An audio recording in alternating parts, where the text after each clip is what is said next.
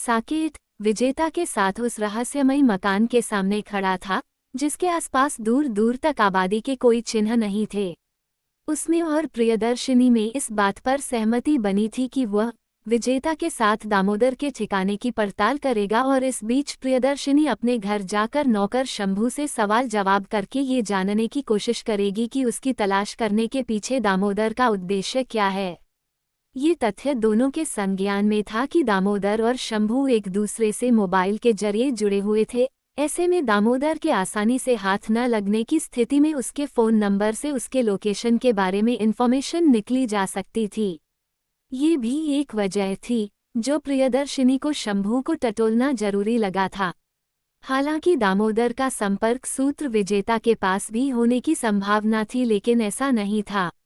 बतौर वजह मोटे तौर पर यह कहा जा सकता था कि विजेता से उसकी फ्रीक्वेंट बात नहीं होनी थी, इसलिए शायद उसने उसे अपने नंबर के बजाय सीधे सीधे अपना पता दिया था।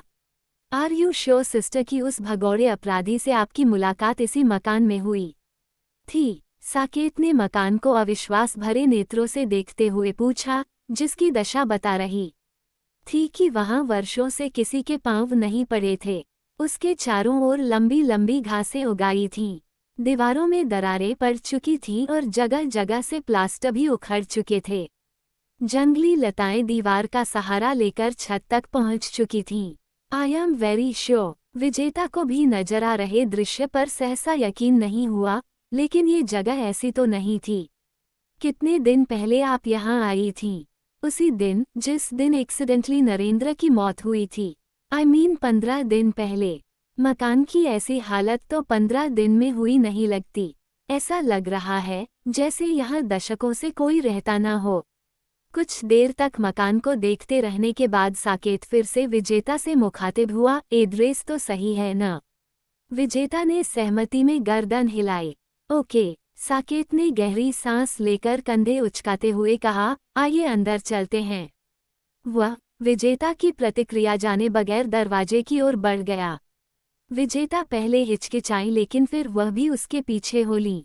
जर्जर दरवाजे को धता बताकर अंदर दाखिल होना उनके लिए बेहद आसान काम साबित हुआ, लेकिन फिर बैठक की दशा देखने के बाद उन्हें जो अनुभव हुआ वह बाहर के अनुभव से जुदा नहीं था।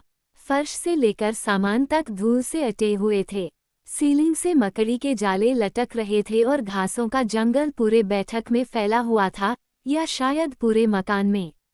अगर अब भी आपको उम्मीद हो कि यहाँ कोई रहता होगा तो एक बार आवाज़ लगाकर भी देख लें, साकेत ने हंसते हुए कहा, लेकिन विजेता को मानो उसकी बात सुनाई ही नहीं दी। उनके चेहरे पर हैरत परवाज कर रहा था। Unavailable, it's totally unavailable. उनकी आवाज़ कांपी, ऐसा कैसे हो सकता है? मैं इसी ड्राइंग रूम में आई थी, यही उससे मुलाकात की थी। I had been offered a cup of tea by him. Saket की मुखमुद्रा गंभीर हो गई। उसने विजेता के कंधे पर अपना हाथ रखा और तसल्ली देने के इरादे से बोला, डोंट वरी। शायद ये सरकार आसानी से हमारे हाथ लगने वाला नहीं है। फिर आपको तो इतना हैरान होना भी नहीं चाहिए, क्योंकि आप तो उसके चमत्कार की गवाह हैं। जो इंसान मर चुके आदमी को बिना प्राणों के कई दिनों तक जिंदा रख सकता है, उसके लिए मायाजाल रचकर आपको धोखा देना कौन सी बड़ी बात है? विजेता के लब केवल थरथरा कर रह गए। वह चाहकर भी कुछ न बोल सकी। मैं अब बस ये कन्फर्म करने के लिए यहाँ रुकना चाहता हूँ कि ये मकान दामोदर सरकार का ही है या किसी और का। साकेत ने बैठक की दीवारों पर निगाह दौड़ते हुए कहा। दीवारों पर तस्वीरें नहीं थीं। अगर थी भी तो महज कुछ पेंटिंग्स, वो भी धूल से इस कदर अटी हुई कि ये समझ पाना मुहाल था कि उनकी विषय वस्तु क्या है। आप यहीं रहिए, मैं भीतर के कुछ हिस्सों पर निगाह मारकर आता हूँ।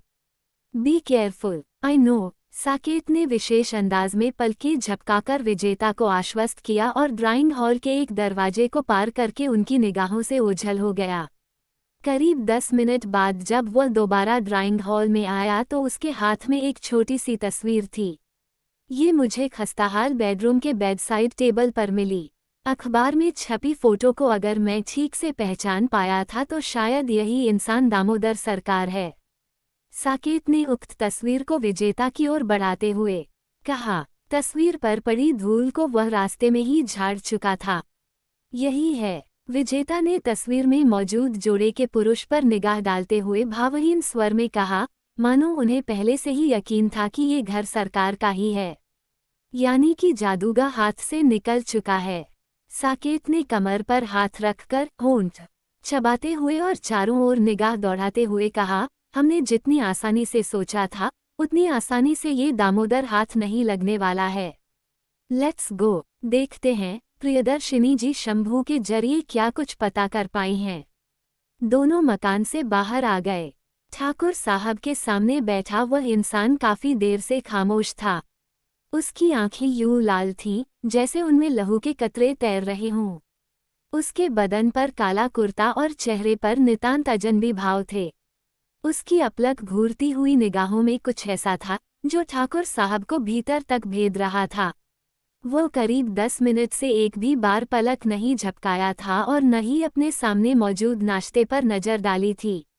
वो इस कदर निश्चल बैठा हुआ था जैसे पत्थर की मूरत हो या फिर खुली आंखों वाली कोई लाश।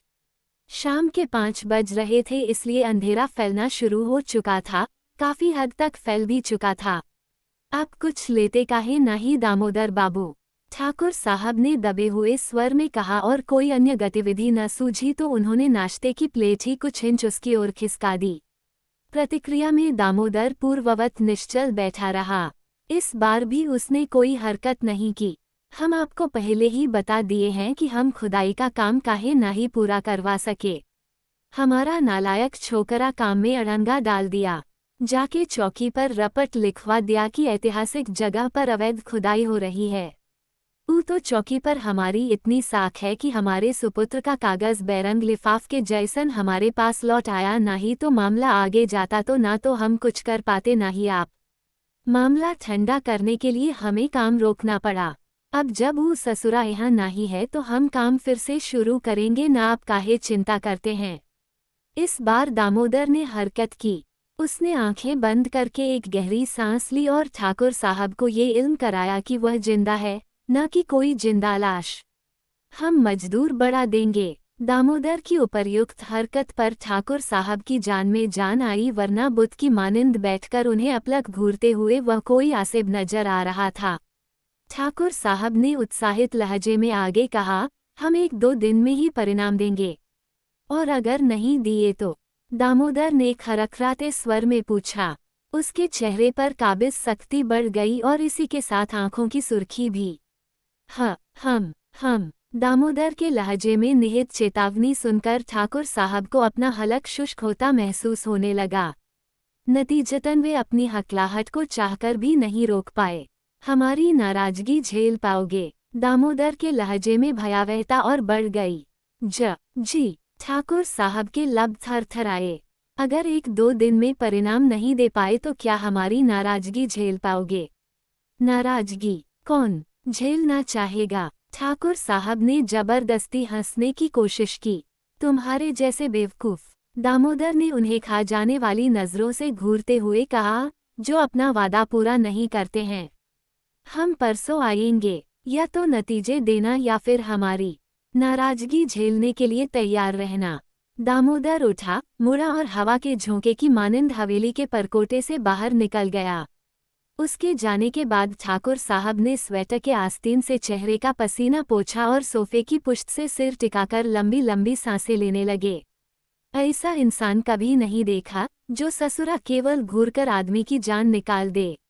हालत सामान्य हो जाने के बाद उन्होंने आवाज देकर जगप्रताप को बुलाया और जब वो हाजिर हो गया तो बोले, मजदूरों को तैयार करो और साकेतवा के लौटने से पहले खुदाई का काम पूरा करवाओ।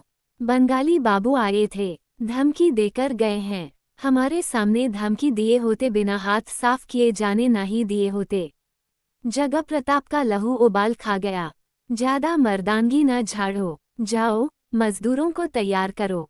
तुमसे ज्यादा उम्र है हमारी, ये नाते तुमसे ज्यादा अच्छी तरह समझते हैं कि कौन आदमी से किस तरीके से बात करना है। एक बार वो आदमी के तेवर देख लेते तो पतलून गीली कर देते। करना का है, ई बताए। जगप्रताप चिढ़ गया। जाकर मजदूरों को बुलाओ और 2 घंटे में खुदाई का काम शुरू करवाओ। आदेश सुनकर जगह प्रताप चला गया। This number does not exist. उक्त रिकॉर्डेड टोन सुनने के बाद प्रियदर्शिनी ने सेलफोन कान से हटा लिया और शंभू से मुखातिब होकर बोली, क्या तुम श्योर हो कि उस आदमी से इसी नंबर पर तुम्हारी बात होती थी? शंभू ने हाँ में गर्दन हिलाई। उसके अलावा ड्राइंग रूम में साकेत और प्रोफेसर घोष भी थे। विजेता के साथ होने का अब कोई औचित्य नहीं था, इसलिए दामोदर के घर से वो सीधे हॉस्पिटल चली गई थी और साकेत प्रोफेसर घोष के यहाँ आ गया था। प्रियदर्शिनी पिछले आधे घंटे से शंभू के दिए हुए नंबर पर कोशिश कर रही थी, लेकिन हर बार नाकाम हो रही थी। अब तुम लोग उसे कहाँ ढूंढोगे? प्रोफेसर घोष ने साकेत पर दृष्टिपात करते हुए कहा। मेरा एक फ्रेंड है जो टेलीकॉम सेक्टर में इंजीनियर है। आई थिंक वो इस नंबर को ट्रैक करने में हमारी हेल्प कर सकता है। साकेत ने आगे जोड़ा, अगर हम इसमें पुलिस को इन्वॉल्व नहीं करना चाहते हैं तो बगैर पुलिस को इन्वॉल्व किए कैसे काम हो सकता है? प्रियदर्शिनी ने कहा, हमारे पास उसके बारे में जो इन्फॉर्मेशन है उसे अगर हम पुलिस से शेयर करते हैं तो दामोदर को पकड़ना आसान हो जाएगा, क्योंकि वह एक फरार मुजरिम है। पुलिस तो वैसे भी अलर्ट मोड पर होगी, लेकिन हम पुलिस को बताएंगे क्या? साकेत ने कहा, दामोदर के घर पर तो मुझे सांप और छिपकलियां ही मिली, और वैसे भी पुलिस सबसे पहले वहीं गई होगी। शंभू ने जो नंबर हमें दिया है उसके जरिए पुलिस उसकी लोकेशन को ट्रैक कर सकती है, जो कि हम भी कर सकते हैं, जैसा कि मैंने पहले भी कहा। Try to understand Saket. Priyadarshini झुंझलाई, पुलिस के पास अपने सोर्स और कॉन्टैक्ट्स होते हैं। ये काम वो हमसे बेहतर कर सकती है। तुम लोग बहस करना बंद करो। प्रोफेसर घोष ने हस्तक्षेप किया, ऑफिशियल तरीके से नहीं तो अनऑफिशियल तरीके से हम पुलिस की हेल्प ले सकते हैं। But how? साकेत और प्रियदर्शिनी ने संवेद स्वर में पूछा। हबीबपुर के एसएचओ से मेरी जान पहचान है। मैं दामोदर के बारे में उससे बात कर सकता हूँ। Please he it fast sir, Saket ने व्यग्र लहजे में कहा। Of course. प्रोफेसर घोष वहां से हट गए और जब वापस आए तो उनके चेहरे पर हवाइयां उड़ी हुई थीं। क्या हुआ? साकेत ने धड़कते दिल से पूछा। दामोदर तो मर चुका है। जिस दिन वह जेल से फरार हुआ उसके अगले ही दिन एक पार्क में पुलिस को उसकी लाश मिली थी। हर कोई स्तब्ध रह गया। सबसे ज्यादा खौफजदा शंभू हुआ। तो फिर वह कौन है जो दामोदर बना घूम रहा है, जो विजेता दीदी से मिला और जो शंभू से फोन पर बात करता था? प्रियदर्शिनी ने हैरतजदा लहजे में पूछा। वह दामोदर ही है। उसका मरना पॉसिबल ही नहीं है। साकेत ने नायकिनी के साथ सिर हिलाते हुए कहा, पुलिस को अगले ही दिन उसकी लाश कैसे मिल सकती है, जबकि वह विजेता से मिलने हॉस्पिटल पहुंचा था? हो सकता है वह जेल से फरार होने के बाद विजेता से मिला हो और अगले दिन मर गया हो। प्रोफेसर ने तर्क रखा। नहीं, उस मुलाकात के कुछ दिनों बाद विजेता की एक और मुलाकात उससे हुई थी, जब वह नरेंद्र की मौत के सिलसिले में उससे मदद मांगने गई थी। तो फिर यही हो सकता है कि जो दामोदर बनकर विजेता से मिला वह दामोदर रहा ही न हो, बल्कि उसके नाम का इस्तेमाल भर किया हो। ये भी नहीं हो सकता। साकेत ने प्रोफेसर घोष के दूसरे तर्क को भी खारिज कर दिया, क्योंकि विजेता अखबार में छपी असली दामोदर की तस्वीर को पहचान गई थी। उन्होंने खुद स्वीकार किया था कि वही आदमी उनसे मिलने आया था। इस बार प्रोफेसर घोष खामोश रह गए। दामोदर की मौत कैसे हुई, इस बारे में आपकी पहचान वाले उस एसएचओ, उसकी मौत ठंड लगने से हुई थी, ने क्या कहा? प्रियदर्शिनी ने पूछा। उम्र कैद की सजा पाया एक मुजरिम फरार होने के बाद इत्मीनान से पार्क में सोया हुआ था, ये बात भी हाजमे से बाहर लग रही है। साकेत ने विचारपूर्ण मुद्रा अख्तियार करते हुए कहा। ड्राइंग रूम में खामोशी छा गई। कुछ देर बाद साकेत शंभू से मुखातिब हुआ, तुम्हारी फोन पर उससे क्या बात होती थी? वो बस प्रियदर्शिनी दीदी के बारे में पूछता था। शंभू गिड़गिड़ाते हुए बोला, मैं उसे और कुछ नहीं बताता था साहब, यकीन कीजिए मेरा। पहली बार उससे तुम्हारी मुलाकात कब और कहाँ हुई थी? मैं शाम को सब्जियां लेकर लौट रहा था तो रास्ते में मिला था, और फिर उसने तुम्हें काम बताया होगा और पैसे दिए होंगे, शायद 5,000, 10,000 या फिर 20,000 भी। शंभू अपराधभाव से गर्दन झुकाए रहा, बोला कुछ नहीं। अगर तुम्हें कोई लाख रुपये देता तो तुम प्रोफेसर साहब का कत्ल भी करने को तैयार हो जाते, है ना? कभी नहीं साहब। शंभू ने सख्त नागवारी के भाव से गर्दन हिलाई। मैंने पाप के उन पैसों को इसलिए हुआ क्योंकि मुझे अपनी बेटी का अगले सेमेस्टर में एडमिशन कराना था। इससे तुम्हारा गलत काम सही नहीं हो जाता। तुम अपनी जरूरत को प्रोफेसर साहब से बता सकते थे या फिर एडवांस ले सकते थे। अगर अपराध को मजबूरी का हवाला देकर इस तरह जस्टिफाई किया जाएगा तो हर अपराधी सहानुभूति का ही पात्र नजर आएगा, चाहे वह कितना भी बड़ा अपराध क्यों न किया हो। साकेत की फटकार से शंभू पिघल गया और गर्दन झुकाए हुए ही सुबकने लगा। फिलहाल तुम जाओ यहाँ से। प्रोफेसर उसे यूं सुबकता देख असहज होकर बोले और जब वह चला गया तो उन्होंने सवाल करती निगाहें साकेत और प्रियदर्शिनी पर डालते हुए कहा, तो अब इस दामोदर की गुत्थी कैसे सुलझाओगे तुम दोनों? उम्मीद तो कम है लेकिन हो सकता है कि उसके नंबर से उसे ट्रैक किया जा सके। मैं इसे अपने दोस्त को भेज देता हूँ। कोई फायदा नहीं होगा, प्रियदर्शिनी ने दो टूक लहजे में कहा, क्योंकि अगर दामोदर मरने के बाद भी टहल रहा है तो ये मोबाइल नंबर भी एक मायाजाल है, जैसे वो मकान एक मायाजाल था और विजेता दीदी धोखा खा गईं। तो क्या आप अपने हाथ से कुछ मदद कर सकती हैं? साकेत ने प्रोफेसर घोष पर नजर डालते हुए कहा, क्योंकि उसे इस बात का इल्म नहीं था कि प्रोफेसर साहब प्रियदर्शिनी के पास पारलौकिक विद्या होने की बात जानते हैं या नहीं। बगैर कोशिश किए कुछ भी कहना मुश्किल है। साकेत ने सेलफोन निकाला और उसके डिस्प्ले पर उंगलियां फिराने लगा। क्या कर रहे हैं आप? प्रियदर्शिनी ने आशंकित लहजे में पूछा। बनारस के लिए 2 टिकट बुक कर रहा हूँ, एक आपके लिए एक अपने लिए, क्योंकि मैं चाहता हूँ कि आप अपने माँ के सामानों का एक बार और मुआयना कर लें। प्रियदर्शिनी खामोश रह गई।